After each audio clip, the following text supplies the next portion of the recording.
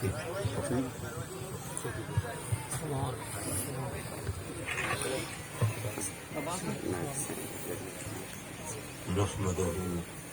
ونستعينه ونستغفره ونؤمن به ونتوكل عليه ونعوذ بالله من شرور أنفسنا ومن سيئات أعمالنا من يهده الله فلا مضل له ومن يضلله فلا هادي له ونشهد أن لا إله إلا الله وحده لا شريك له ونشهد أن سيدنا وسندنا ونبينا وحبيبنا وكريمنا ورؤوفنا ورحيمنا ومولانا وملجأنا وماوانا محمدا عبده ورسوله أما بعد فأعوذ بالله من الشيطان الرجيم بسم الله الرحمن الرحيم كل من عليها فان صدق الله مولانا العلي العظيم وصدق رسوله النبي الأمين ونحن على ذلك لمن الشاهدين والشاكرين والحمد لله رب العالمين. واجب التعظیم علماء کرام، لائق تقریم مہمانان گرامی اور مکرم و معزز حاضرین محفل،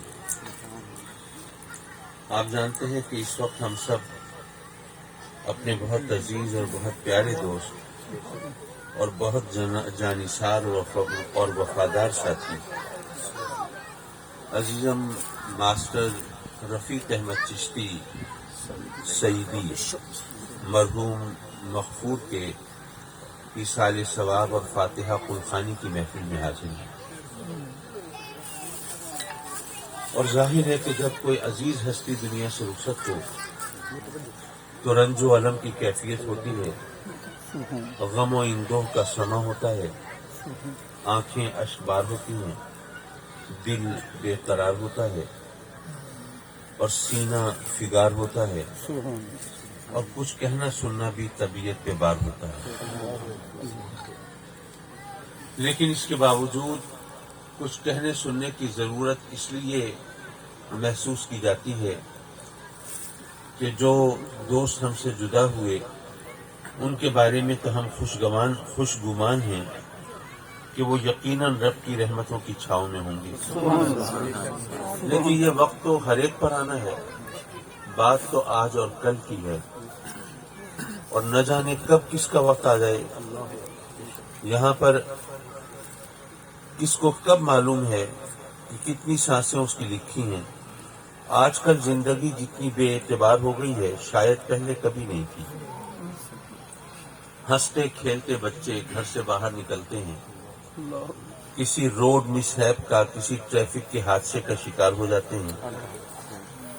آج کل تو ماشاءاللہ اللہ رحم کرے کسی خود کش حملے سے دوچار ہو جاتے ہیں، اور پھر ان کی خون میں نہائی لاشیں واپس آتی ہیں تو والدین پہ کیا گزرتی ہے یہ ہم سب سمجھ سکتے ہیں. لیکن اس کے باوجود کہ ہم اپنے ہاتھوں سے اپنے پیاروں کو مٹی دیتے ہیں، اپنی آنکھوں کے سامنے موت کا رقص دیکھتے ہیں، اور ہم بخوبی جانتے ہیں کہ موت سے فرار کسی کے لیے ممکن نہیں ہے، اور یہ ایسی حقیقت ہے جس کے لیے کسی دلیل کی حاجت نہیں ہے. دلیل وہاں چاہیے ہوتی ہے جہاں پر مشاہدہ نہ ہو. یہ دن کا وقت ہے، ہم بیٹھے ہیں، اگر کوئی کہے کہ کاظمی صاحب دلیل دیجئے کہ یہ دن کا وقت ہے تو ظاہر ہے لوگ کہیں گے کہ کوئی کور چشم ہو اس کو دلیل دی جائے تو اور بات ہے، آنکھوں والے کو تو دلیل کی حاجت نہیں ہے. تو جو چیز تجربے اور مشاہدے میں ہو اس کے لیے دلیل کی ضرورت نہیں ہوتی، اور سب مانتے ہیں، انکار کوئی بھی نہیں کرتا کہ جو بھی دنیا میں آیا ہے اسے رخصت تو ہونا ہے، اور موت تو ہر ایک پہ آنی ہے، چاہے کوئی امیر و کبیر ہو، دولت مند ہو، صاحب ثروت ہو، زمیندار ہو، سرمایہ دار ہو، جاگیردار ہو، اپنے علاقے کا سردار ہو، اپنی قوم کا وڈیرا ہو، یا کوئی عابد ہو، زاہد ہو، نیکوکار ہو، پرہیزگار ہو، اللہ کا ولی ہو، غوث ہو، قطب ہو، ابدال ہو، حد یہ ہے کہ کوئی نبی ہو، موت کا قانون تو ہر ایک پہ طاری ہونا ہے۔ زبان سے سب مانتے ہیں، ہم بھی مانتے ہیں، آپ بھی مانتے ہیں، کوئی بھی جو دین و مذہب کو نہیں مانتے وہ بھی مانتے ہیں، لیکن عمل سے انکار کر دیتے ہیں۔ عمل یہ بتاتا ہے کہ نہیں، موت ہمارے لیے نہیں ہے، دوسروں کو مرنا ہے، ہمیں تو کبھی نہیں مرنا۔ وہ اس لیے کہ ہم مسلمان ہیں اور ہمیں پتہ ہے کہ ہم جو کچھ کر رہے ہیں اس کا حساب کتاب ہمیں دینا ہے۔ یہاں بو رہے ہیں وہاں کاٹیں گے، یہاں کر رہے ہیں وہاں بھریں گے، یہاں ہم نتیجے امتحان دے رہے ہیں وہاں نتیجہ پائیں گے۔ تو جب یہ بات ہر شک اور شبے سے بالاتر ہے، اور آخرت پر ایمان کے بغیر کوئی مسلمان ہو نہیں سکتا، مومن ہونے کا تصور قائم نہیں ہوتا جب تک کہ آخرت پر یقین نہ ہو، تو اس کا مطلب یہ ہے کہ مانتے تو ہم سب ہیں کیونکہ مسلمان ہیں، لیکن یہ زبان سے مانتے ہیں، عمل سے انکار کر دیتے ہیں۔ وہ کیسے؟ میں ایک بہت ہی سادہ اور آسان سی مثال دیتا ہوں ساتھیوں کو، کہ اگر چولہے میں آگ جل رہی ہو اور کوئی کہے کہ اس آگ میں ہاتھ ڈال دو، کوئی پاگل بھی نہیں ڈالے گا۔ اور جہنم کی آگ کی ہم جتنی فکر کرتے ہیں وہ ہم سب کو پتہ ہے، تو اس کا کیا نتیجہ نکالا جائے؟ کیا یہ نتیجہ اخذ کیا جائے کہ ہمارا جہنم کی آگ پر یقین نہیں ہے، یا یہ مطلب لیا جائے کہ ہماری نگاہ میں جنت کی آگ کی اتنی حیثیت بھی نہیں ہے جتنی چولہے کی آگ کی ہوتی ہے؟ بظاہر تو یہی نتیجہ نکلتا ہے، لیکن مسئلہ یہ ہے کہ یہ نتیجہ نکالا جائے تو ہمارے ایمان پہ حرف آتا ہے، ہم ایمان سے محروم ہو سکتے ہیں۔ تو نتیجہ وہ نکالنا چاہیے جس سے کم از کم ایمان محفوظ رہے۔ تو یہ ہماری بشری کمزوری ہے، یہ ہماری فطرت کا تقاضا ہے کہ ہم آنکھوں دیکھی بات کو جس طرح مانتے ہیں اس طرح سنی سنائی بات کو نہیں مانتے۔ چولہے کی آگ تو ہماری آنکھوں کے سامنے روشن ہے نا، وہ شعلوں کی لپک اور چمک وہ ہمارے تجربے مشاہدے میں ہے، اس کی تپش اور حدت ہم محسوس کر رہے ہیں، لیکن جہنم کی آگ ہم نے دیکھی تو نہیں ہے، سنا ہے، عقیدے میں ہے، خیال میں ہے، گمان میں ہے، تصور میں ہے، لیکن دیکھی ہوئی نہیں ہے۔ تو یہ ہماری بشری کمزوری ہے، دیکھی ہوئی بات پر یقین زیادہ ہے اور سنی سنائی بات پر یقین کم ہے۔ لیکن سوال یہ ہے کہ موت مرتے ہوئے تو ہم سب دیکھ رہے ہیں، یہ تو تجربے اور مشاہدے میں ہے کہ زندہ تو کوئی بھی نہیں رہتا، تو پھر آخر ہمارا یہ ڈاما ڈول یقین اور ہماری زندگی کا یہ انداز جیسے ہمیں کبھی نہیں مرنا، اس کی کیا وضاحت کی جائے؟ اس کے سوا اور کیا کہا جا سکتا ہے کہ رب کائنات نے انسان کی طبیعت میں یہ نیرنگی رکھ دی ہے۔ اگر ایسا نہ ہوتا، ہر وقت موت کا تصور غالب ہوتا، تو یہ دنیا کی رونقیں مدھم پڑ جاتی، یہاں کی کشش ختم ہو جاتی، اور جب دنیا کی کشش ہی نہ رہتی تو پھر ظاہر ہے کہ دنیا سے بیزاری اور بے نیازی اس کی کوئی اہمیت بھی نہ رہتی، پھر حساب کتاب کی کوئی حیثیت بھی نہ رہتی۔ تو رب کائنات نے انسان کی طبیعت کے اندر یہ رکھ دی کہ وہ اس دنیا کی کشش میں اپنے غم و اندوہ کو بھلا دیتا ہے، کوئی ایسا غم اس پر ٹوٹے جس کا سوچ کے کلیجہ پھٹنے لگے، وہ غم اس پہ آتا ہے، یقیناً اس وقت بڑا جان لیوا دکھ ہوتا ہے، لیکن وقت کی گرد پڑتی ہے، زخم مندمل ہو جاتے ہیں، اور دکھ آدمی آہستہ آہستہ فراموش کر دیتا ہے اور زندگی کی رونقوں میں گم ہو جاتا ہے۔ یہ ہمارا تجربہ بھی ہے، مشاہدہ بھی ہے، جگ بیتی بھی ہے اور آپ بیتی بھی ہے۔ حضرات محترم، بہرحال موت کا تصور ہمارے لیے ایک سپیڈ بریکر کا کام دیتا ہے۔ آدمی دنیا کی رنگینیوں میں مست چلا جا رہا ہو، بھاگا جا رہا ہو، دنیا کی طرف دوڑ رہا ہو، تو ایسے میں موت کا تصور جو ہے وہ اس کو تھوڑا لگام دیتا ہے کہ یہاں پر تم دنیا کی کشش میں اتنے مت کھو جاؤ کہ جہاں پر تمہیں ہمیشہ رہنا ہے اس کو فراموش کر دو. اور ویسے بھی آپ سوچئے، ہم مثال کے طور پر دوستوں کو بتاتے ہیں کہ ویسے تو ہم دعا کرتے ہیں سب کے لیے کہ اللہ تعالیٰ سب کو اپنا مکان، اپنی چھت، اپنا گھر عطا فرمائے، لیکن کتنے لوگ وہ بھی ہیں جو بیچارے کرائے کے مکانوں میں رہتے ہیں، پریشان بھی ہوتے ہیں، ان کو کچھ چیزوں کی ضرورت محسوس ہوتی ہے. مالک کے مکان کے پاس جا کے رونا روئیں تو وہ بے نیازی کا مظاہرہ کرتا ہے کہ بھئی آپ کو اگر وارے نہیں کھانا چھوڑ دیں مکان، میرے پاس کرایہ دار اور بہت ہیں. اور پھر وہ کہتا ہے کہ جی جو چیزیں آپ کو چاہیے آپ ٹھیک ہے میں آپ کو اجازت دیتا ہوں مکان میں آپ وہ تعمیر کرا لیں، لیکن مجھے کرایہ پورا ملنا چاہیے. بعض اوقات آدمی سوچتا ہے اچھا چلو ٹھیک ہے ایک کمرہ ڈلوا لیتا ہوں، باتھ روم بنوا لیتا ہوں، لیکن جب خرچہ سامنے آتا ہے تو دل بیٹھ جاتا ہے. پھر کہتا ہے میں کوئی پاگل ہوں، بے وقوف ہوں، مجھے کہہ رہا ہے میرے مکان میں بنوا لو. اللہ اپنا ذاتی مکان دے گا، اس میں ارمان نکالیں گے، اپنی تمام خواہشیں مرادیں پوری کریں گے. کرائے کے مکان پہ خرچہ کرنا یہ کون سی عقل مندی ہے؟ ظاہر ہے یہ بات واقعی عقل مندی کی ہے کہ کرائے کے مکان پہ خرچہ نہیں کرنا چاہیے، لیکن یارو یہ دنیا بھی تو کرائے کا مکان ہے، ہم نے تو اپنا سب کچھ اسی پہ لگا دیا ہے.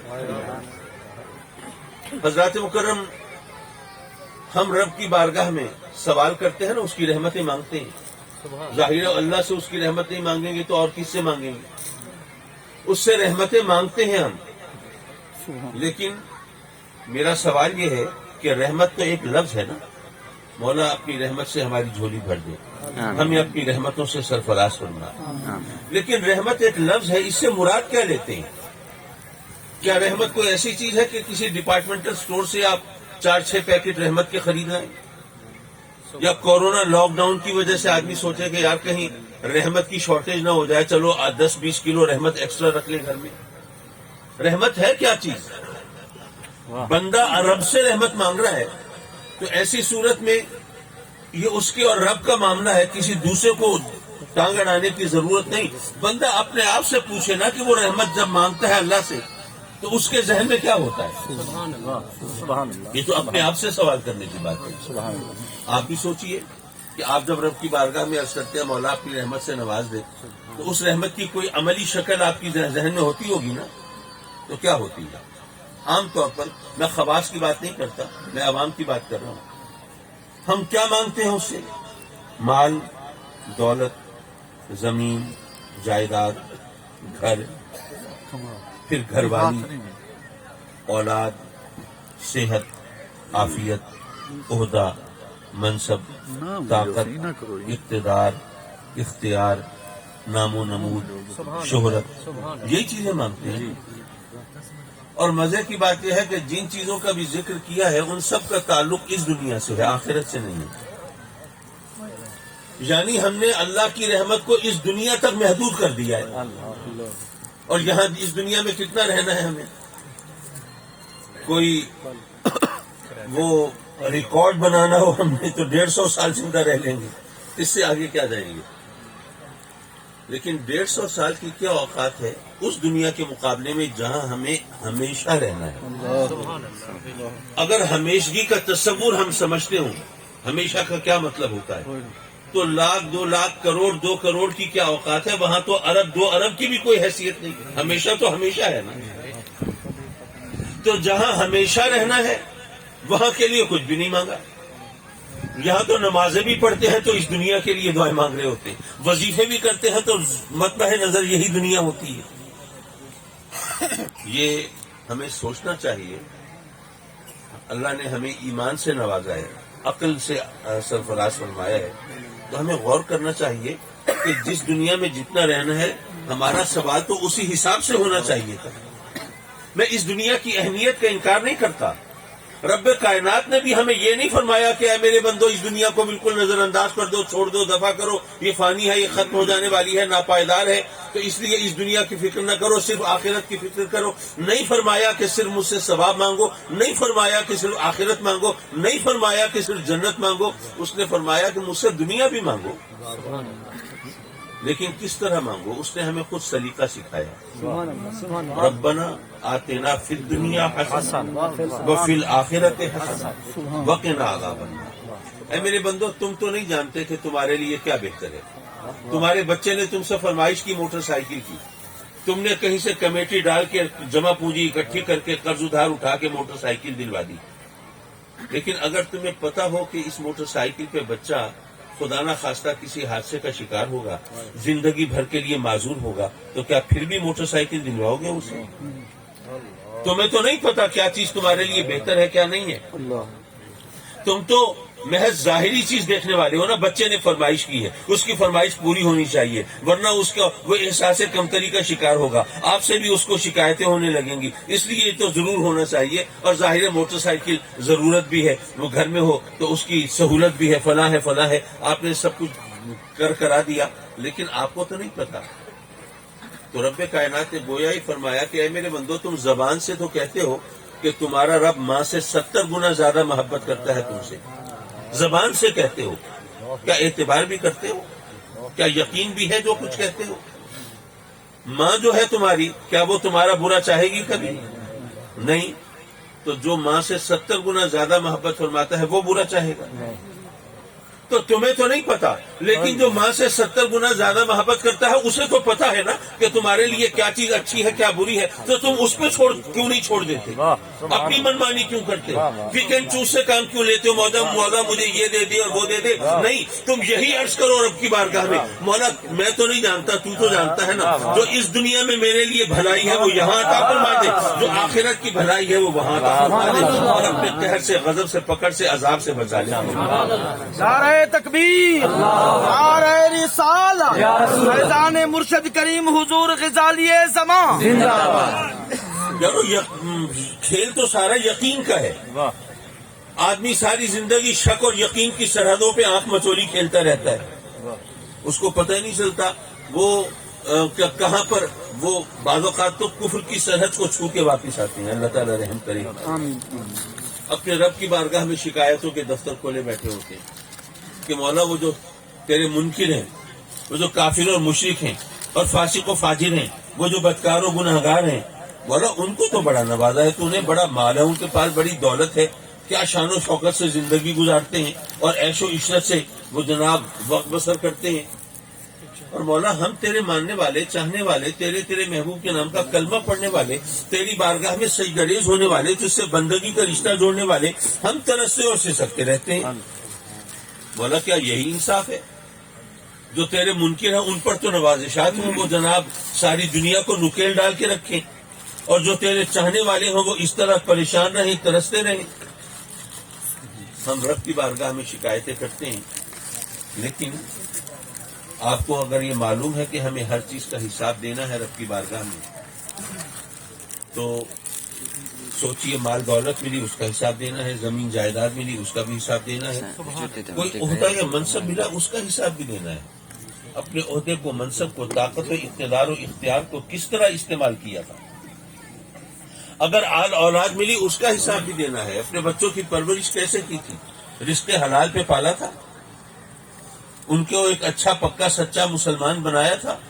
یہاں تو عالم یہ ہے کہ کسی کو نصیحت کرے نا, بھائی خیال کرو یار, بچوں کو حلال پہ پالو, حلال کھلاؤ. تمہیں نہیں پتا جو جسم, جو بدن حرام پہ پلے گا وہ تو جہنم کا ایندھن بنے گا. تو جواب میں تقریر سننے کو ملتی ہے, جی کیا کرے, صحیح مجبوری ہے. آپ دیکھتے نہیں, بچوں کو ہم نے تعلیم دلانی ہے. اب گورنمنٹ اسکول کے اندر تو جو پڑھائی ہوتی ہے آپ بھی جانتے ہیں, اچھے اسکولوں کی جو فیسیں ہیں وہ بھی آپ کو پتا ہے. چلے فیسیں تو کسی طرح بھر دیں, لیکن صرف بات فیسوں کی تو نہیں ہے. ان کے جو کلاس فیلوز ہیں وہ جناب لمبی گاڑیوں میں آتے ہیں, ان کی جیبیں پیسوں سے بھری ہوتی ہیں, ان کا جیب خرچ ہماری تنخواہ سے زیادہ ہوتا ہے. برانڈیڈ چیزیں استعمال کرتے ہیں, قیمتی اشیاء ان کے زیر استعمال ہوتی ہیں, کس شان و شوکت کے ساتھ زندگی گزارتے ہیں وہ. اور ہمارے بچے اگر خستہ حال میں جائیں گے, ان کا لباس بوسیدہ ہوگی اور حالت پتلی ہوگی, اور جیب خرچ کے نام پر جیب میں 5-10 روپے ہوں گے, تو وہ کیا کریں گے پھر؟ اپنے کلاس فیلو سے آنکھیں کیسے ملائیں گے, سر اٹھا کے چلیں گے کیسے؟ وہ تو احساس کمتری کا شکار ہو جائیں گے, وہ تو زندگی کی دوڑ میں پیچھے رہ جائیں گے, وہ تو شرمندہ رہیں گے, وہ تو معاشرے میں کوئی اعلیٰ مقام حاصل کر نہیں سکیں گے. اب اتنی لمبی چوڑی تقریر سن کے بندہ بھی اپنا سموہ لے کے رہ جاتا ہے، کیا جواب دے؟ لیکن بہرحال جو کچھ بھی رب کائنات نے عطا فرمایا ہے اس کا حساب تو دینا ہے۔ حضرات مکرم، اگر اسی مجمع سے میں 2 افراد کو زحمت دوں، ایک کو 100 روپے دوں، دوسرے کو 1 لاکھ روپے دوں، اور 2-4 ہفتوں کے بعد میں بلاؤں پھر، ہاں بھئی آپ کو 100 روپے دیے تھے، آپ بتائیے آپ نے کیا کہاں خرچ کیے؟ آپ کو 1 لاکھ دیے تھے، آپ بتائیں آپ نے کہاں لگائے؟ کیا خیال ہے کس کے لیے حساب دینا آسان ہوگا؟ 100 روپے والے کے لیے ظاہر ہے 100 روپے تو آج کل حساب کتاب میں آتے ہی نہیں، اس کے لیے بہت آسان ہوگا۔ یاروں میں فتویٰ تو نہیں دیتا، لیکن کیا خبر، کیا پتا اسی محفل کے اندر شاید کچھ لوگ ایسے ہوں جن کی غربت بھی در حقیقت ان کے لیے اللہ کی رحمت ہو۔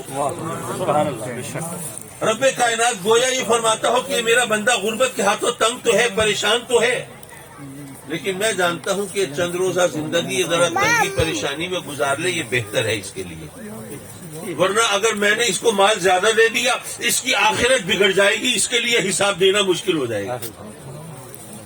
تو کیا پتا ہماری غربت بھی ہمارے لیے اللہ کی رحمت ہو، یہ وہ بہتر جانتا ہے۔ تو اصل میں رحمت کیا ہے؟ اصل میں رحمت ہے اس کی رضا پہ راضی رہنا، اس لیے کہ اگر اس پر یقین ہے کہ وہ ماں سے 70 گنا زیادہ محبت کرنے والا، تو وہ تو پھر ہمیں اپنی رحمتوں سے نوازے گا نا۔ تو اس پر یقین کرے کہ مولا جو ہمارے لیے بہتر ہے وہی عطا فرمائے گا۔ تو بظاہر بہت سی چیزیں اچھی نظر آتی ہیں لیکن اچھی نہیں ہوتی، اور بہت سی چیزیں بظاہر بری دکھائی دیتی ہیں لیکن ان کا انجام بہت اچھا ہوتا ہے۔ تو وہ جو سب جانتا ہے اس پر ہم چھوڑ دیں تو پھر حالات بہتر ہوتے ہیں۔ رب کائنات اپنے کرم سے ہمارے دوست محترم ماسٹر رفیق احمد چشتی کی مغفرت فرمائے، آمین، اور ان کو جنات الفردوس میں اعلیٰ مقام عطا فرمائے۔ دراصل وہ میں نے دوستوں سے کہا کہ انہوں نے میرا مہربانی کی، میری گزارش کا لحاظ رکھا، ورنہ لوگ تو ابھی بھی آ رہے ہیں اور سب دوست انشاءاللہ شامل ہو جائیں گے۔ چلیے جو لوگ آ رہے ہیں ان کے حوالے سے میں زیادہ تو نہیں کر سکتا۔ مجھے اسلامیہ یونیورسٹی بہاولپور میں ایک اہم فنکشن ہے۔ اسلامیہ یونیورسٹی بہاولپور اور جامعہ ازہر کا آپس میں ایک MOU memorandum of understanding sign ہو رہا ہے۔ چونکہ آپ جانتے ہیں ابا جی قبلہ رحمۃ اللہ علیہ وہاں شیخ الحدیث کے طور پر آپ نے خدمات انجام دی، تو ان کے خدمات کے اعتراف کے طور پر وہاں پر مجھے اس فنکشن میں بلایا گیا ہے مہمان کے طور پر۔ تو اس لیے میں اس فنکشن پہ مجھے لازماً جلد پہنچنا ہے، تو میں جلدی آپ سے اجازت چاہوں گا۔ تو نصیحت کے طور پر ایک بات سناتا چلوں آپ کو۔ لوگوں کو کہتے ہیں نا کہ بھائی اچھائی کا راستہ پکڑو، برائی سے بچو، تو لوگ کہتے ہیں یار ہر طرف تو برائی ہے، ہم نے اگر اچھائی کر بھی لی تو کیا فرق پڑے گا؟ کیا ماحول بدل جائے گا؟ کیا معاشرہ سدھر جائے گا؟ کیا اچھائی کا بول بالا ہو جائے گا؟ کیا برائی ختم ہو جائے گی؟ ایک حکایت ہے، اس سے شاید سبق ملے۔ جب نمرود نے آگ دہکائی، الاؤ بھڑکایا معاذ اللہ سیدنا ابراہیم علیہ السلام کو اس آگ میں جھونکنے کے لیے، تو وہ آگ کتنی بڑی تھی؟ کتابوں میں لکھا ہے کہ شعلوں کی بلندی کا عالم یہ تھا کہ پرندے اس آگ کے اوپر سے پرواز نہیں کر سکتے۔ آپ بھی سوچیے آج اگر آپ ایسی آگ جلائیں تو اس کے لیے کتنا ایندھن چاہیے ہوگا اور کتنی کوشش اور محنت چاہیے ہوگی۔ بہرحال وہ الاؤ بھڑکایا ہے، تو ایک بلبل، حکایت ہے کہ ایک بلبل چونچ میں پانی لے کے چل پڑی۔ کسی نے پوچھا کہاں جا رہی ہے؟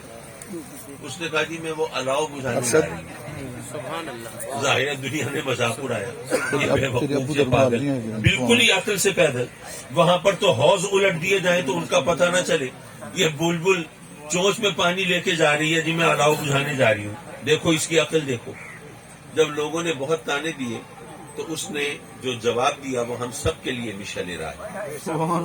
کہتی ہے کہ میں بے وقوف اور پاگل نہیں ہوں، مجھے پتہ ہے کہ چند قطرے اس الاؤ کا کچھ بگاڑ نہیں سکتے، یہ تو وہاں پہنچ بھی نہیں پائیں گے، پہلے ہی بھاپ بن کے اڑ جائیں گے۔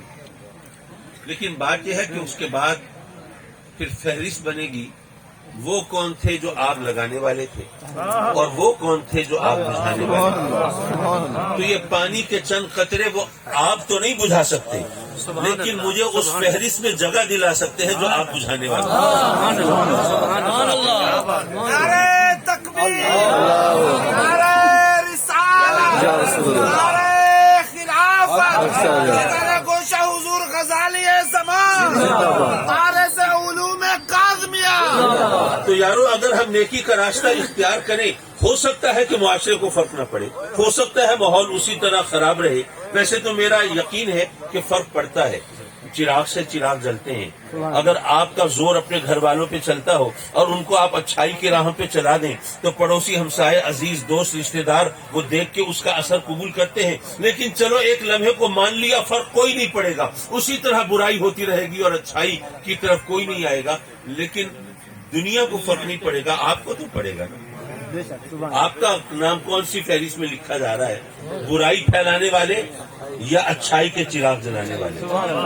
تجھ کو پڑھائی کیا پڑی اپنی نبیڑ تو اپنی فکر کر، تیرا نام کون سی فہرست میں آتا ہے کون سا عمل کرنے سے؟ تو مولا اپنے کرم سے ہمیں نیکی کی توفیق عطا فرما، برائی سے محفوظ فرما، اور محترم ماسٹر رفیق احمد چشتی سعیدی کو اپنے جوار رحمت پہ جگہ دے اور ان کی امانتوں کی حفاظت فرما، اور تمام پسماندگان کو صبر عطا فرما اور اس صبر پر بہترین اجر عطا فرما۔